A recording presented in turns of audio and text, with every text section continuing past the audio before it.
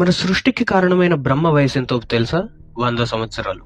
అవును, మనలాగే బ్రహ్మ వయసు కూడా 100 సంవత్సరాలు ఉంటుంది. కానీ ఆయన 100 సంవత్సరాలు మనకి ఒక మహాకల్పంతో సమానం. మనకి కల్పాలు, మన్వంతరాలు, యుగాలు, మహాయుగాలు ఉంటాయి. దీని గురించి క్లియర్ గా చెప్తాను, వినండి. బ్రహ్మ ఉండే లోకం పేరు సత్యలోకం. స్వర్గలోకానికి అంటే ఇంద్రుడు పాలించే స్వర్గలోకానికి పైన ఉండే లోకం సత్యలోకం. టైం డైలేషన్ ప్రకారం ఇదంతా నడుస్తుంది. టైం డైలేషన్ అంటే ఇక్కడి సమయం మరొక చోట వేరేలాగా నడుస్తుంది. అంటే భూమిపైన 1 సంవత్సరం, స్వర్గలోకంలో 1 రోజు మాత్రమే గడుస్తుంది. అలాగే భూమిపైన 1 కల్పం గడిస్తే సత్యలోకంలో, అదే బ్రహ్మ ఉండే లోకంలో 1 పగలు మాత్రమే గడుస్తుంది.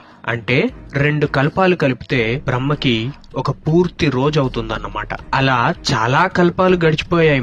అలా ఎన్ని కల్పాలు గడిచిపోయాయి అంటే ప్రస్తుతం బ్రహ్మ వయసు 50 సంవత్సరాలు దాటి 51లో అడుగుపెట్టాడు. ఈ 51లో 1 రోజులో 1 పగటిలో సగం మాత్రమే గడిచింది. ఇదెలా చెప్తున్నాను అనుకుంటున్నారా?